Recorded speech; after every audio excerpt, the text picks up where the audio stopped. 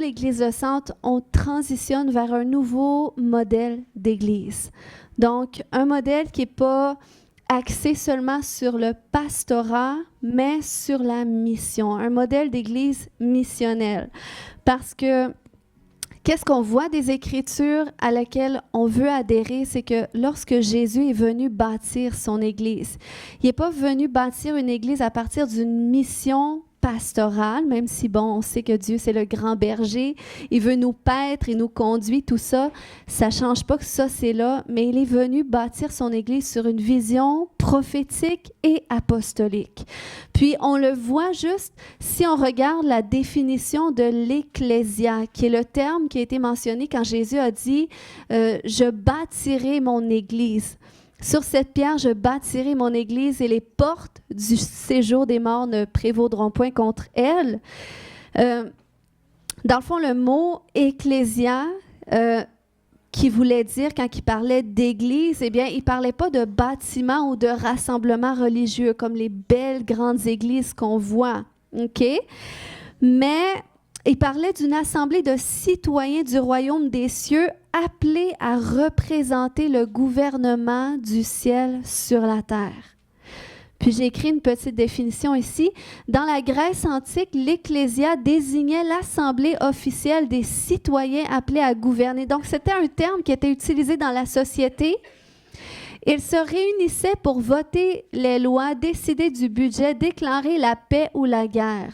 Ce n'était pas une foule passive, mais un groupe investi dans une autorité légale et gouvernementale. C'est pas rien. Jésus a dit qu'il venait bâtir ça avec nous, avec tous ceux qui croiraient en lui. Donc, de la même façon, OK, que l'ecclésia grecque exerçait une autorité sur la cité, l'Église que le Seigneur est venu bâtir est appelée à exercer une autorité sur le monde. Parce que Jésus a dit, je vais vous donner les clés du royaume des cieux. Ce que vous lirez sur la terre sera lié dans le ciel. Donc, ça, c'est l'autorité gouvernementale qu'il nous a donnée. De vaincre les œuvres des ténèbres autour de nous, d'établir la culture de son royaume autour de nous. Donc, c'est pour ça qu'on n'est pas seulement un rassemblement religieux ou un bâtiment, mais vous et moi, ensemble, on est l'Église de Jésus-Christ. On est l'Ecclésia appelée à apporter le gouvernement de Dieu sur terre. Donc, c'est vraiment dans cette optique-là qu'on veut établir des fondements très concrets.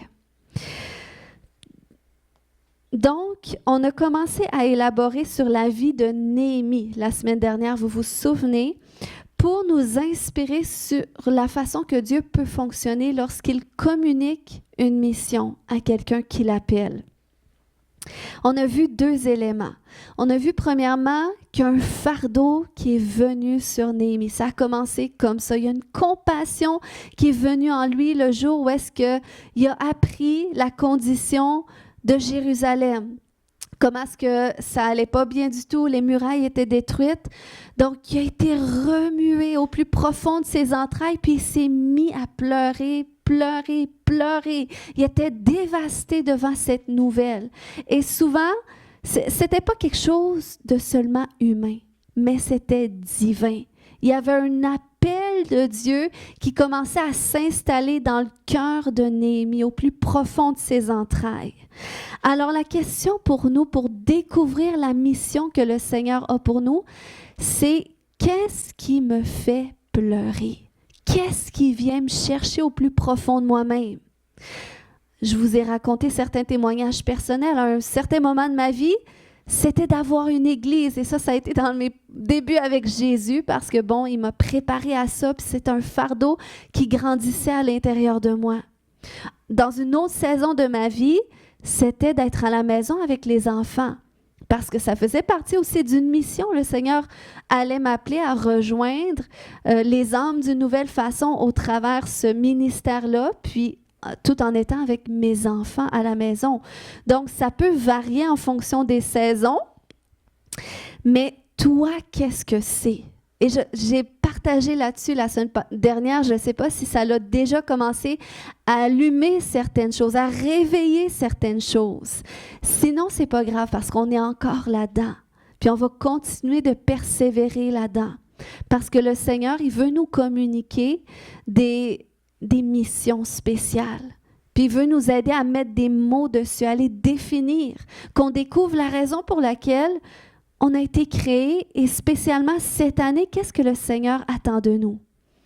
Qu'est-ce qui te fait pleurer? Quand tu regardes à toi, si tu peux regarder à toi quelques instants, est-ce que c'est de réunir les familles qui sont dispersées? Hein? Est-ce que c'est les nouveaux arrivants? Est-ce que c'est un sujet qui te ronge de l'intérieur? On voit que le Seigneur a suscité certaines missions qui ont porté fruit à un certain moment donné puis qui portent encore fruit aujourd'hui. Mais sinon, est-ce que c'est, je ne sais pas, les mamans monoparentales? Est-ce que c'est les délinquants qui, ça te fait pleurer? Ou le salut des aînés? Il y a toutes sortes de choses qui peuvent venir nous chercher. Peut-être que tu arrives d'un autre pays et tu dis, moi, je ne peux pas voir les gens qui viennent du même pays que moi puis qui ne connaissent pas Jésus comme je le connais. C'est peut-être un fardeau qui vient te chercher à l'intérieur parce qu'il y a un appel de Dieu associé à ça. Donc, ça doit commencer par un fardeau. Qu'est-ce qui vient te chercher? Il y a certaines personnes, selon leur saison, ça va être leur famille. Tu vas dire, je ne peux plus voir ma famille comme ça, qui est dispersée, qui est divisée, qui est dans les ténèbres. Peut-être qu'il y a une mission spéciale de Dieu en cette saison que tu dois porter. OK? Vous êtes avec moi? Donc, notre mission, ça va toucher les perdus parce que Jésus a dit, je ne suis pas venu appeler des justes, mais des pécheurs. C'est pour ça qu'il s'assoyait en compagnie des pécheurs, OK? Et il était jugé pour ça, on le sait. Mais c'est parce que Jésus n'allait pas vers ceux il n'allait pas vers ceux qui n'étaient pas malades, finalement. Il allait vers ceux qui avaient des besoins.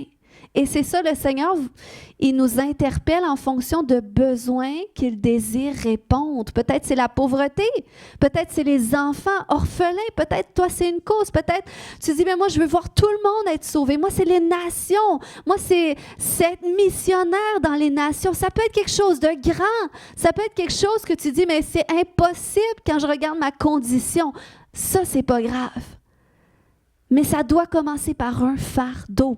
OK? Ensuite, qu'est-ce que Néhémie a fait? C'est qu'il a amené ça en prière. Il n'a pas bougé tout de suite là-dessus, mais il a prié. Il a prié, prié. La Bible nous dit qu'il a prié jour et nuit. Sans cesse, il ramenait ça devant le Seigneur. OK? Donc, tu dois aussi prier à partir de qu'est-ce qui te fait pleurer. Prier à partir de qu'est-ce qui vient te chercher du plus profond de tes entrailles, parce que c'est souvent dans la prière qu'il y a une suite qui va venir. Parce que c'est comme ça que le Seigneur va préparer le terrain pour qu'est-ce qui va s'en suivre par la suite.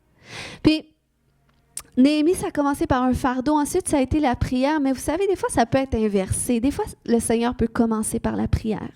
Moi, je me souviens des moments de ma vie où est-ce que je suis venue à certains points, où est-ce que j'avais l'impression de faire tout ce que le Seigneur me demandait de faire, là où est-ce que j'étais, mais c'est comme il y a une insatisfaction qui était là. Je me disais, il me semble que Seigneur, t'as plus que qu'est-ce que je vis là, même si je suis confortable dans qu'est-ce que je vis, je sens qu'il y a quelque chose de plus. Et il y a cette insatisfaction-là, j'ai appris à la porter en prière et c'est souvent dans ces moments-là qu'il un nouveau dépôt qui est venu de Dieu, un nouveau fardeau. Le Seigneur, il est venu me toucher de compassion pour certains sujets et là, je comprenais, OK, Seigneur, c'est que tu m'appelles à aller dans cette direction-là. Puis, j'ai partagé l'histoire de Anne lorsqu'on priait ce jeudi parce que c'était quelque chose que le Seigneur avait mis sur mon cœur.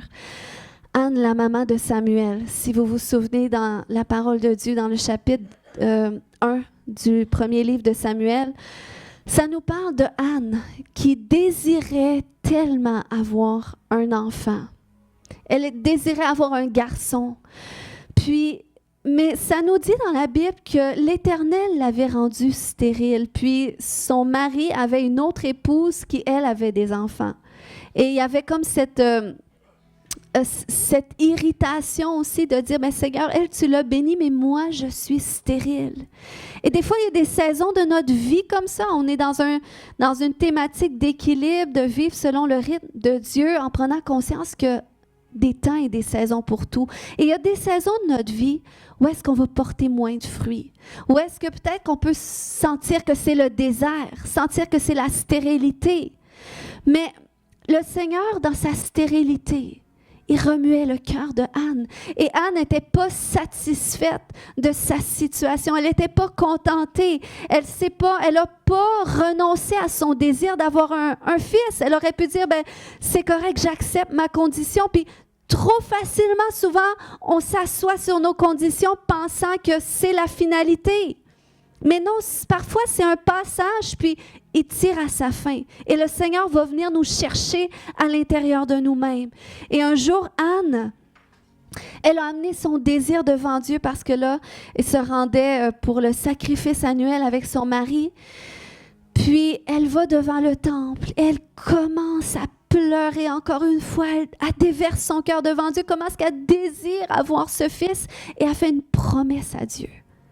Si tu m'exauces, je vais te le consacrer. Il va être à toi. Et je pense que le Seigneur nous veut à cet endroit. Des fois, on n'a pas qu'est-ce qu'on veut parce que c'est nos motifs qui ne sont pas bons. Est-ce que ce que tu désires du plus profond de ton cœur, tu es prêt à le donner à Dieu?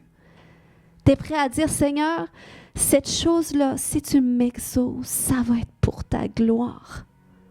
Ça va être pour ta gloire. Ça va être pour que tout le monde voit par cette chose que tu es vivant, que tu existes, que tu exauces ses prières. Et elle qui désirait un fils, elle était prête à le donner à Dieu, vous voyez, mais elle savait que plus de gain à donner tout à Dieu. Puis le Seigneur, la beauté des choses, c'est qu'il lui a redonné des enfants par la suite. Puis le jour qu'elle a amené ça devant le Seigneur, eh bien, le prêtre qui était là, Élie, sur le coup, il pensait qu'elle était ivre et après ça, bon, elle lui a expliqué sa situation. Puis ce jour-là, il lui a dit, dans 1 Samuel 1,17, « Va en paix et que le Dieu d'Israël exauce la prière que tu lui as demandée. » Vous n'êtes pas n'importe où ici, vous êtes dans la maison de Dieu.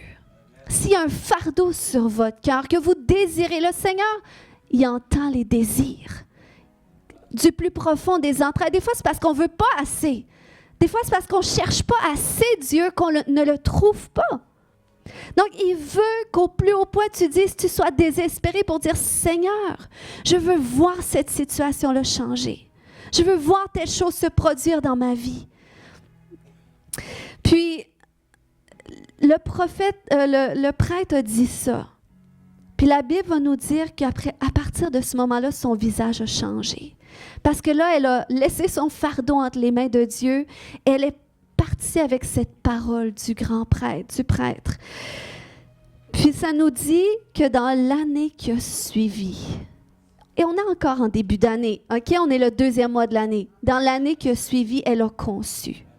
Et ça, je veux le déclarer pour chacun de vous dans cette église. Cette année, tu vas concevoir. Tu vas concevoir.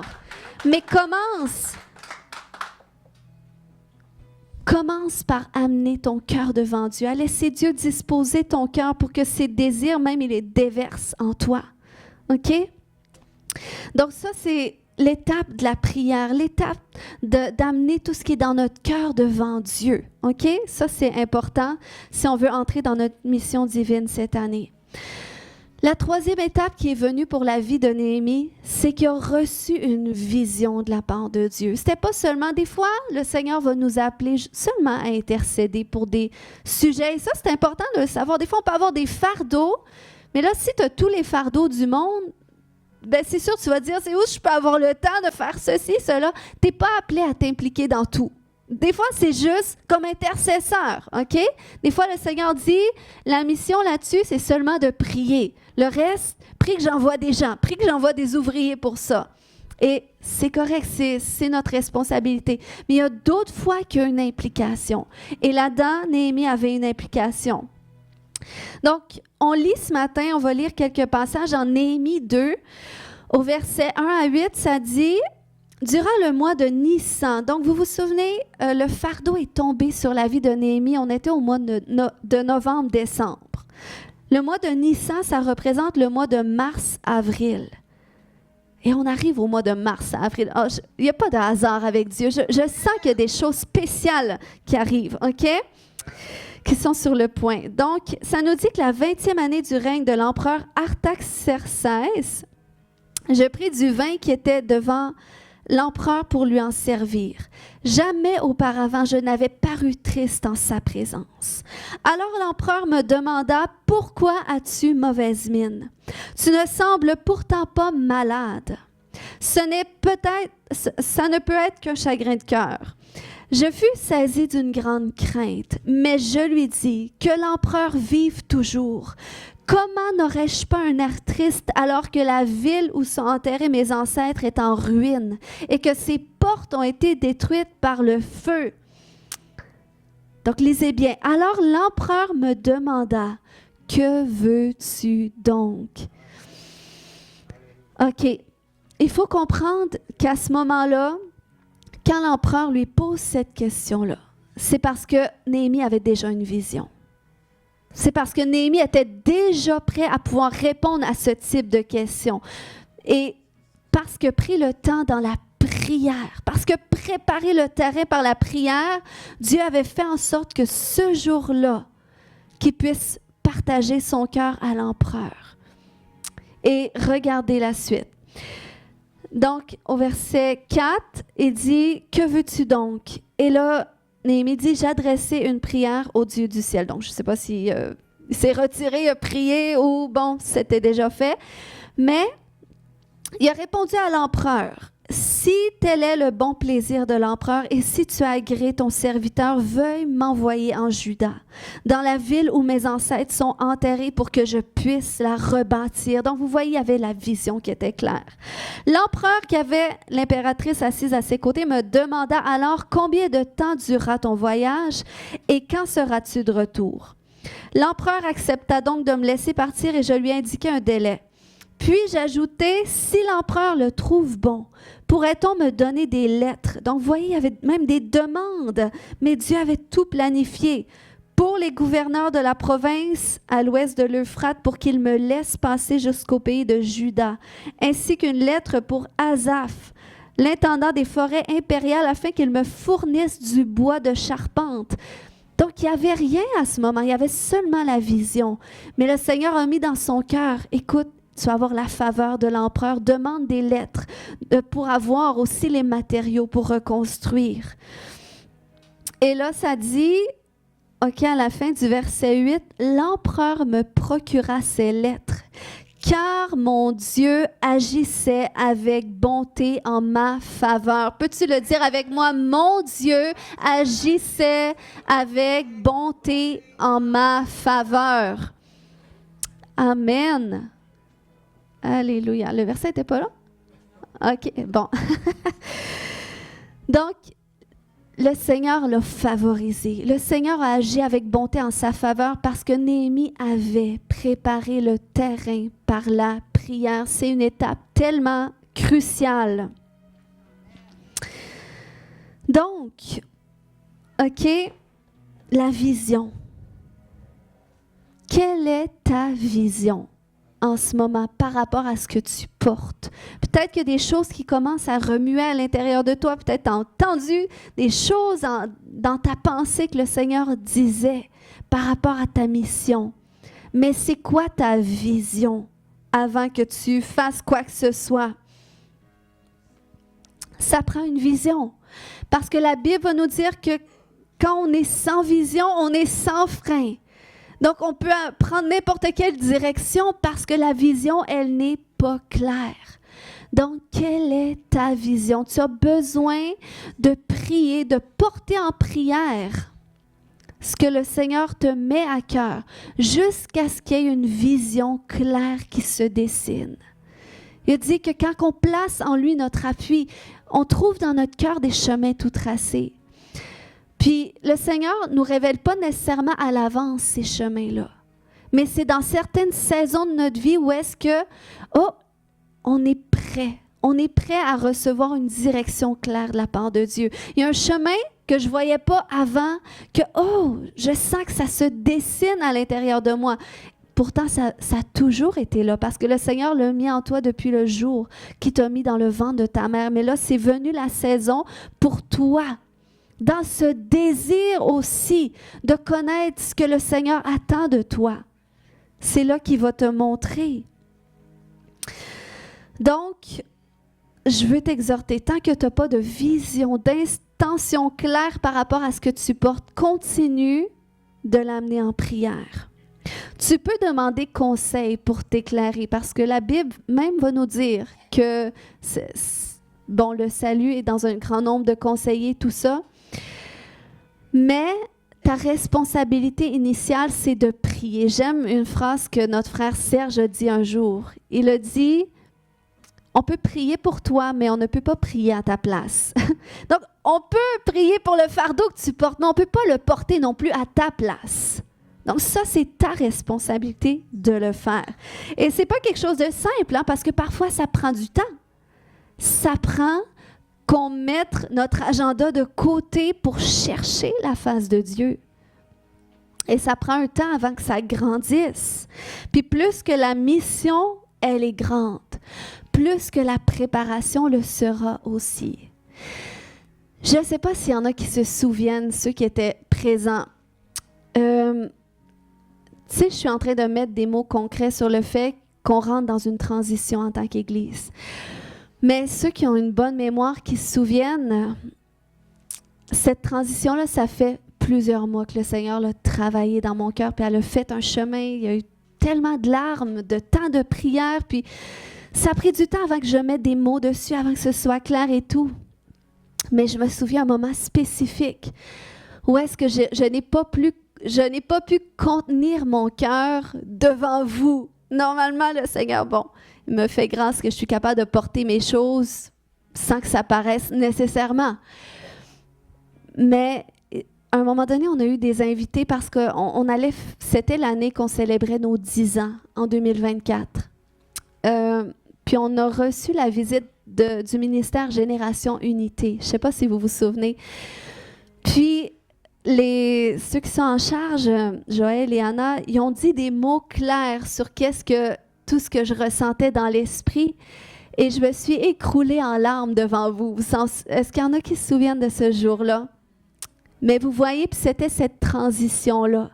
Mais pourtant, c'est seulement aujourd'hui, plus d'1 an et demi après, que là, je suis en train d'établir des bases de ça. Mais c'est juste pour vous montrer comment il y a un temps de préparation qu'on ne peut pas passer à côté. Puis on ne sait jamais, des fois, ça peut prendre des années, parce que plus c'est grand, plus il y a de la préparation. Il faut faire confiance à Dieu dans le processus. Amen. Donc, je veux t'encourager aussi, à mesure que le Seigneur clarifie ta vision, écris-le, parce qu'il dit dans Habakkuk 2:2, écris la prophétie. Une vision, c'est comme une prophétie. Le Seigneur te montre les choses dans l'esprit avant qu'elles soient là, avant qu'elles soient naturellement. Okay? Donc, tu vois les choses spirituellement. Et il dit, écris la prophétie, grave-la sur des tables afin qu'on la lise couramment. Et ça l'aide. Moi, je vous dis, tout ce que je porte, j'ai tellement des millions de pensées à l'intérieur de moi, plein de choses que je n'ai pas le choix d'écrire. Parce que sinon, je suis juste trop pleine et j'ai besoin de déverser mon cœur. Puis quand j'écris, puis quand je vais me relire, je vois comment le Seigneur est vraiment très bien coordonné. OK? La 4e étape, après la fardeau, prière, vision, c'est la mobilisation. Et ça, c'est dans Néhémie 2, 9 à 20. Je ne rentrerai pas dans la lecture de tous ces passages-là ce matin, mais je vous exhorte à le lire à la maison pour que ça vous inspire, OK? Puis Néhémie, chapitre 3, aussi, c'est la mobilisation. Puis la mobilisation, ça, c'est qu'est-ce que tu vas mettre en place pour l'accomplissement de qu'est-ce que Dieu a mis dans ton cœur, de cette vision qui s'est dessinée. Et là, c'est qu'est-ce qu'on fait maintenant. Puis je parle de la mobilisation, peut-être vous n'êtes pas encore rendu là, mais ça va venir. Il y a des gens, vous êtes prêts, parce que ça fait longtemps. Le fruit est mûr. Donc, ça fait longtemps. C'est le temps de cueillir le fruit puis préparer un dessert avec, OK? Donc, cette année, il y en a que vous allez vous mobiliser pour des choses parce que vous allez réaliser, oh, quand j'y repense, parce que même quand on n'est pas conscient, parfois, Dieu nous prépare. Et ça, c'est la bonne nouvelle, OK? Dieu, c'est pour ça qu'il est Dieu. Il est beaucoup plus grand que nous et avant qu'on comprenne, OK? Il est merveilleux. Donc, la mobilisation, OK? La mobilisation. Avant que la mobilisation vienne, ça, c'est parce qu'on a eu un bon temps de préparation. Puis, j'aimerais revenir au temps de préparation comme de quoi qu'il y a un prix à payer pour ça. OK? Parce que des fois, on a une vision, puis on veut tout de suite se mobiliser. Est-ce qu'il y en a que ça leur est déjà arrivé et tu t'es rendu compte, oups, j'ai peut-être sauté des étapes, je suis allée trop vite parce que là, finalement, je suis devant un mur. Finalement, tout ce que je voyais possible semble s'écrouler. Ça, c'est parce que des fois, on a sauté des étapes. On a sauté les étapes de préparation. On a voulu se mobiliser. Mais avec Dieu, on ne peut pas sauter des étapes parce que c'est le temps que tu mets dans la prière, à chercher Dieu, à faire des recherches par rapport à qu'est-ce qu'il met à l'intérieur de toi, tout ce que tu prépares, OK, spirituellement, puis naturellement.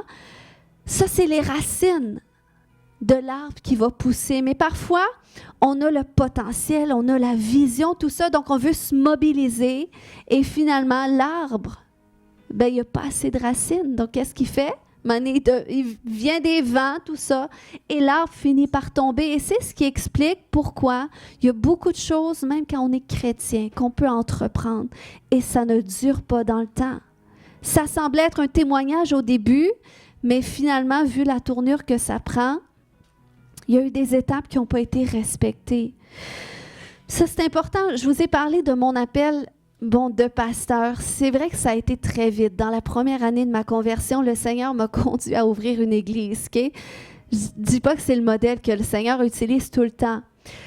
Mais ce que j'ai pu apprendre jusqu'à aujourd'hui, parce que ça fait quand même plus de 10 ans, c'est que j'avais la vision. J'avais le potentiel parce que c'est Dieu qui m'a équipé pour ça, qui a mis en moi le vouloir, le faire, tout ça.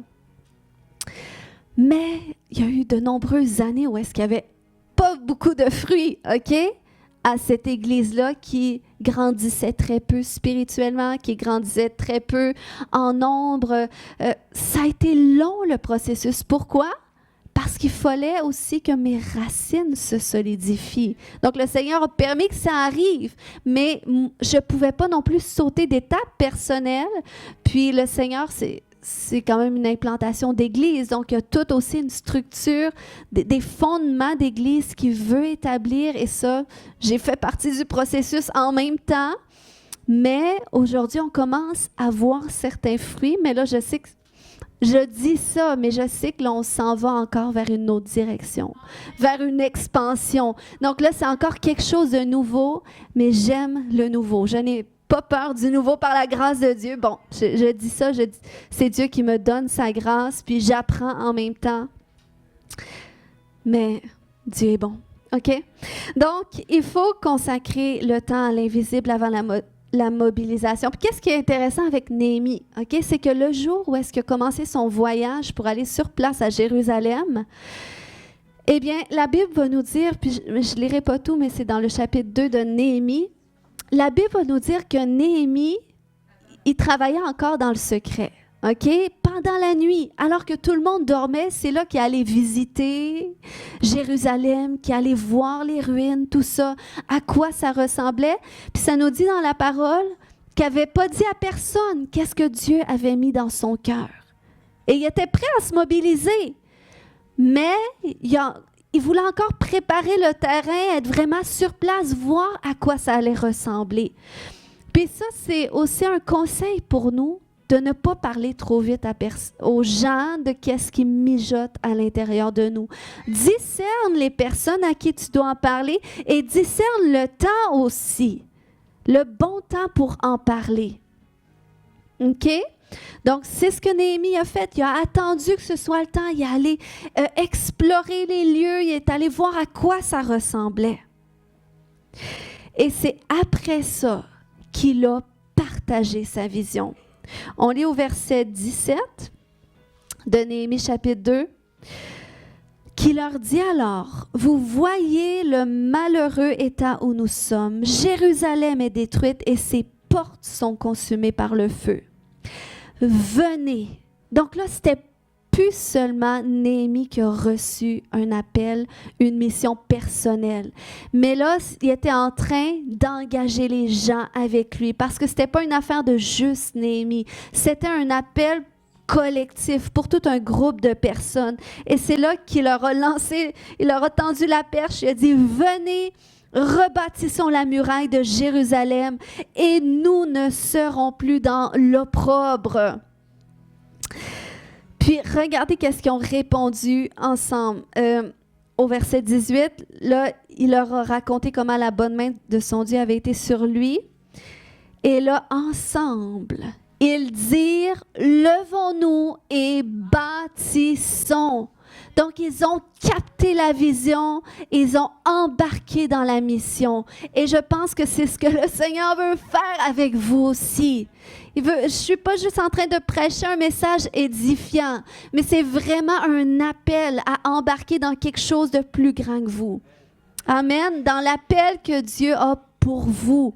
Puis c'est pas une affaire de juste moi. Le Seigneur veut toucher la région. Puis il veut, de cette région, toucher les nations aussi. Mais c'est pas une affaire où est-ce que mon nom doit être écrit comme la marque. Mais c'est vraiment une affaire où est-ce que la marque de Dieu doit être écrite. Et je sais qu'à partir de cette Église, il y a quelque chose de spécial que Dieu veut faire. Donc, c'est un appel pour tous et chacun. Est-ce que quelqu'un peut dire, « Je me lève et je bâtis. » Amen. Donc, trop tard, t'as dit ça, là. Tu sais pas qu'est-ce que j'allais te dire après, hein? Donc, aujourd'hui, je vous lance une invitation concrète, OK? À vous mobiliser avec moi, avec cette Église, en rejoignant un programme. Bon, c'est rare que j'annonce ça dans une prédication, mais c'est vraiment là où est-ce qu'on en est.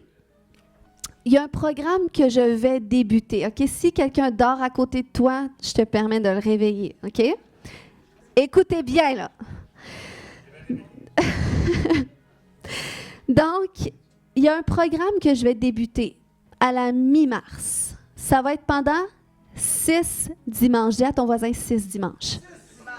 Ces 6 dimanches, c'est sur 3 mois. Donc, on parle de 2 dimanches par mois. Et c'est à la fin du service. Donc, je n'aurai pas toujours des messages comme ça toute l'année. Il y en a qui disent « Ah, j'aime pas ça, ça me brasse. » Bon, on n'aura pas que des prédications comme ça cette année, OK? Mais 6 dimanches après le service, tu restes, tu peux apporter ton lunch si tu as trop faim, c'est correct. Environ 1 heure de votre temps. Et ce que je vais apporter, c'est un programme. Ce n'est pas une formation, mais c'est un programme où est-ce que je vais communiquer des outils concret. Ça s'appelle, ce système-là, ça s'appelle le système de mouvement pour la multiplication. Parce que le Seigneur veut nous multiplier tous et chacun. OK? Puis, au travers de ce programme que moi-même, j'ai déjà suivi, ça fait, je pense, ça fait plus de 2 ans, Serge, qu'on a suivi toutes les deux, plus de 2 ans. On va réfléchir à des outils ensemble pour que cette Église se déploie, pour que nous, on puisse se déployer, pour qu'on devienne vraiment des disciples du Seigneur. Parce que la réalité, c'est qu'on peut venir dans cette Église, puis on peut être seulement des croyants.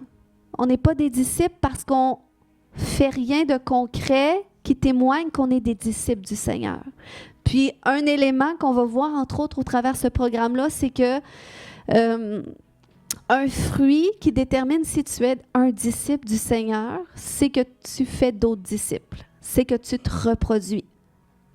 Parce que c'est ça, Jésus a dit à ses disciples, faites de toutes les nations des disciples.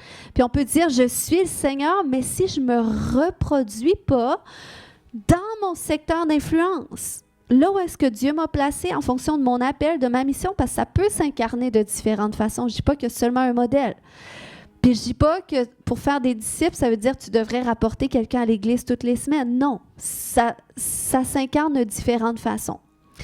Mais le Seigneur, il veut qu'on passe de croyants à disciples, puis pour certains, il veut que vous passiez de disciples à des leaders influents pour son royaume.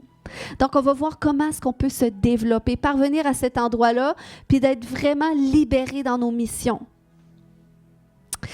Donc, si, OK, ce que j'enseigne, ça t'interpelle ce matin, OK?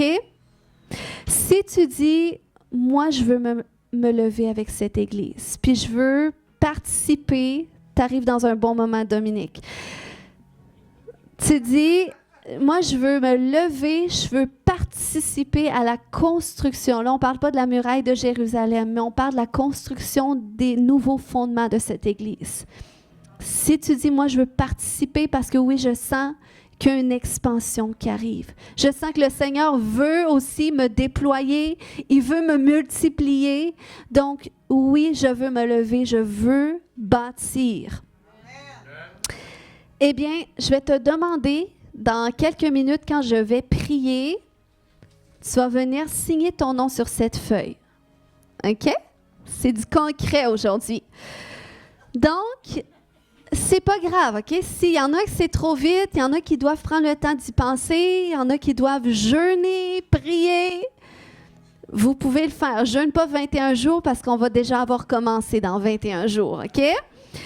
Donc, tu peux prendre le temps, puis même si tu ne participerais pas, je veux que tu saches que tu fais toujours partie de l'Église, que ça ne change pas, que tu vas être béni, que tu vas recevoir aussi. Mais aujourd'hui, c'est un appel à dire, ben, moi, je ne veux pas juste être un spectateur de qu'est-ce que Dieu va faire. Je veux être aussi un mobilisateur. Je veux participer à ça. Puis je veux voir qu'est-ce que Dieu veut, où Dieu veut m'emmener dans tout ça. Parce que c'est toujours dans le respect de chacun selon nos appels. Ce n'est pas mon appel à moi que je veux partager, mais c'est vos appels à vous que je veux qu'ils soient déployés. Moi, c'est ça mon cœur, c'est ça mon fardeau. Je peux pleurer des soirées juste pour ça. OK? Juste avant que je lance les invitations, attends, OK? Rappelez-vous quelle parole qui a été donnée en début d'année, puis tout ça, ce n'était pas prévu, OK? Mais le Seigneur me rappelait ça quand je préparais l'enseignement. Ésaïe 65, 17. « Car je vais créer de nouveaux cieux et une nouvelle terre.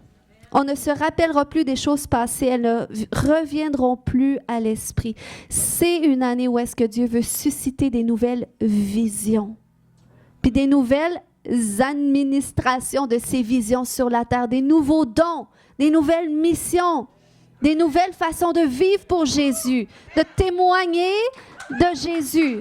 OK? Puis si le Seigneur veut faire ça, c'est pour une plus grande influence de son royaume sur la terre. On ne veut pas garder son royaume pour nous. On ne veut pas être égoïste. On sait que le Seigneur, il veut toucher, il veut rejoindre les gens. Puis rappelez-vous la petite phrase qui avait été dite. Ça va être un appel vers l'inconnu. Ça va être un appel à avancer dans des directions inconnues, dans des nouvelles directions. Puis ce matin, ce que je vous présente, c'est quelque chose de nouveau. 6 dimanches, 2 dimanches par mois. Si vous manquez un dimanche exceptionnellement, on va enregistrer, on va s'organiser, mais vous êtes invités. Puis je veux que vous sachiez que normalement, ce programme-là, c'est juste offert à des leaders très impliqués dans une église, OK? Mais moi, je le donne à tous ceux qui veulent participer. Que vous soyez nouveau dans cette église, que vous soyez un simple... Même si vous dites, ben moi, je pense que je suis juste un croyant, finalement, avec tout ce que tu me dis, vous êtes invité aussi. Si tu es un disciple, si tu es un leader dans cette église, tu es invité. Tout le monde qui veut participer est invité à se mobiliser. OK? Donc, on va prier. Et pendant qu'on prie, On peut l'avancer un petit peu la table, mais pendant qu'on prie, si tu te sens interpellé, viens simplement signer.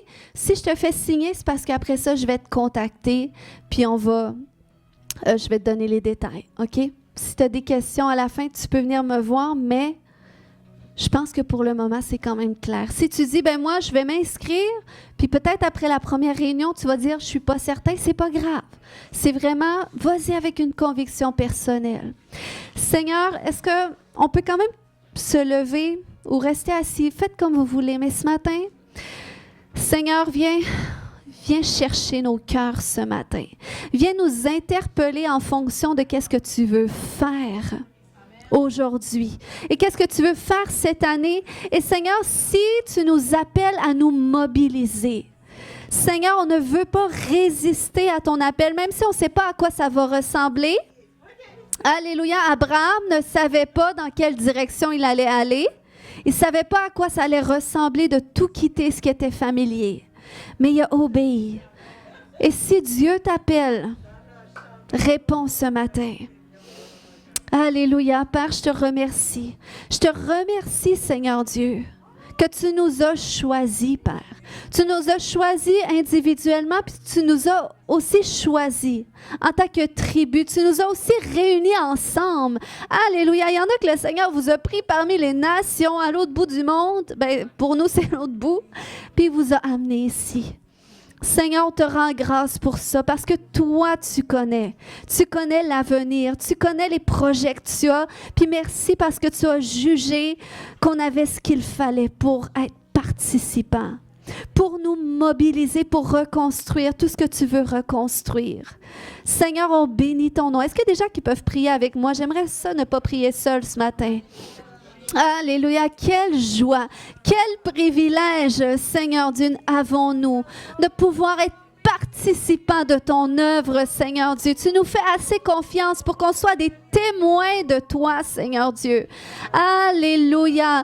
Et Père, alors, Seigneur Dieu, qu'on est dans cette saison où est-ce que tu veux, Père, nous conduire dans des nouveaux sentiers. Continue de te révéler à mes frères et à mes sœurs. Multiplie, Père. Oh, Seigneur Dieu, oui, Père, multiplie, Seigneur Dieu. Je prie, Père, que tu réveilles. Je prie que tu réveilles, Seigneur, les fardeaux divins. Réveille, Seigneur Dieu, alléluia, les fardeaux divins que tu as pour tes enfants. Réveille les visions, Seigneur Dieu. Ouvre, Père. Ouvre ce qui était fermé, Seigneur Dieu. J'appelle, Papa, tes fleuves d'eau vive, Seigneur Dieu. Alors, Seigneur, qu'on choisit d'embarquer dans ce courant de ton esprit, Seigneur Dieu.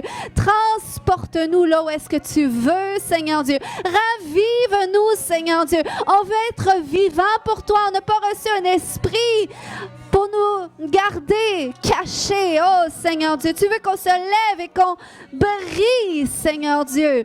Et tu veux exercer une influence sur les nations autour de nous et tu nous as choisis. Et on répond oui, Seigneur Dieu. Oui, Papa, et je te remercie pour ces visions que tu vas susciter, ces missions que tu vas donner, Seigneur Dieu. Ces commissions que tu vas faire, Seigneur. Merci, Papa, pour ces équipements nouveaux, ces dons, Papa, que tu vas activer, que tu vas réveiller à l'intérieur de nous, Seigneur, pour qu'on rentre dans ce que tu as pour nous. Et je veux déclarer qu'on va porter du fruit. Je veux déclarer, Jésus, que quand tu vas revenir, on va être en train de faire ce que tu nous as commandé, Seigneur Dieu, et que tu vas retrouver un peuple qui a la foi sur la terre, Seigneur Dieu.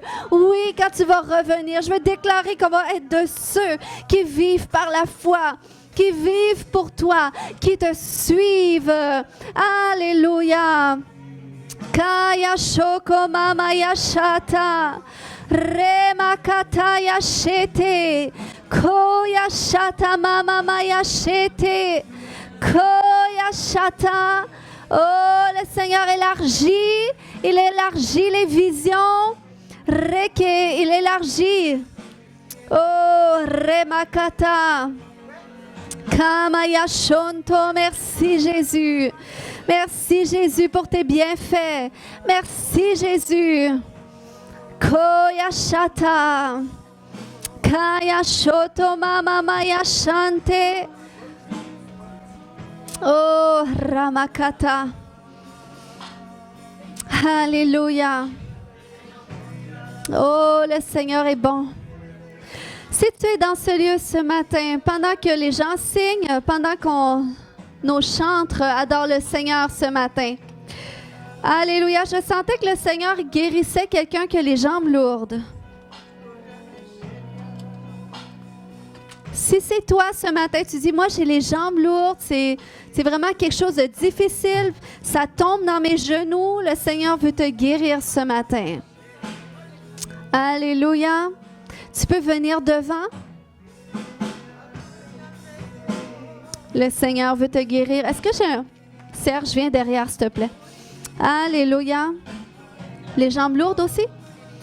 Dans le nom puissant de Jésus, étendons les mains. Ceux qui sont derrière, vous pouvez étendre les mains. Alléluia. Les jambes lourdes aussi.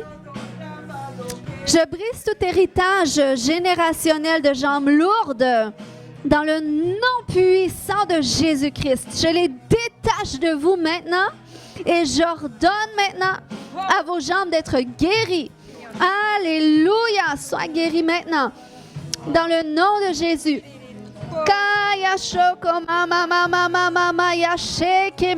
Commence à bouger les jambes. Bougez les jambes. Alléluia, feu. Feu, alléluia. Kaya shotomata, j'arrache toute limitation au niveau des jambes au nom de Jésus. Oh, merci Seigneur. Alléluia, bouge Jacinthe, je sens que le Seigneur te guérit. C'est comme si des attelles de cheval que le Seigneur enlève. Kaya shoko mama mama mama mama mama yata kata yashonto. Je brise toute infirmité au nom de Jésus. Tout esprit qui est localisé là-dedans, tu t'en vas maintenant. Tout esprit hérité générationnellement, tu la quittes maintenant. Tu quittes ses jambes dans le nom de Jésus. Kaya shoto mama mama. J'enlève ces attelles spirituelles au nom de Jésus. C'est fini. C'est fini. C'est fini. C'est fini. Alléluia. Alléluia. Sois guéri maintenant. Sois guéri maintenant. Alléluia. Alléluia. Je bénis tout lieu que va fouler la plante de ton pied. Je bénis ton lever jusqu'à ton coucher. Dans le nom de Jésus, j'enlève toute lourdeur. Alléluia. J'enlève toute lourdeur. C'est terminé. Et je libère le shalom de Dieu pour toutes les fois où est-ce que tu es allé dans un lieu où est-ce qu'on t'a dit tu n'aurais pas dû aller. Alléluia. Je te libère de toute culpabilité associée à des choses que tu as vues, que tu as entendues. Kaya shoto, je libère toute lourdeur que ça a occasionné jusque dans tes jambes. Je te bénis d'aller là où est-ce que tu veux. Oh, je déclare dans le nom de Jésus que le Seigneur, Korebakata Yashoto, merci Père. Merci, Papa. Alléluia. Je déclare, Seigneur Dieu, je libère la liberté d'aller là où est-ce que tu veux aller. Je libère la liberté d'être là où est-ce que tu as envie d'être.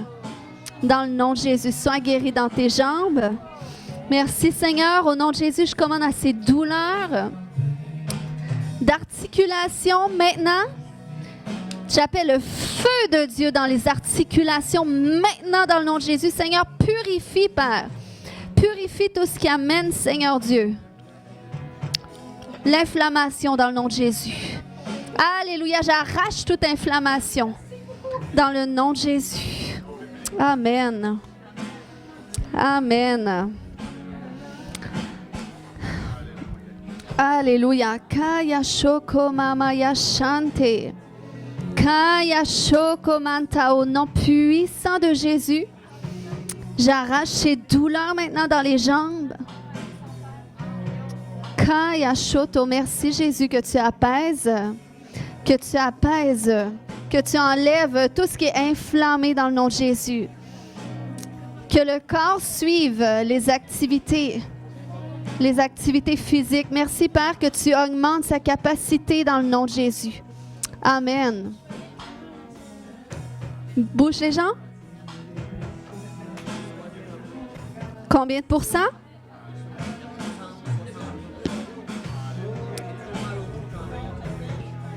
On va prier. Est-ce que vous voulez prier?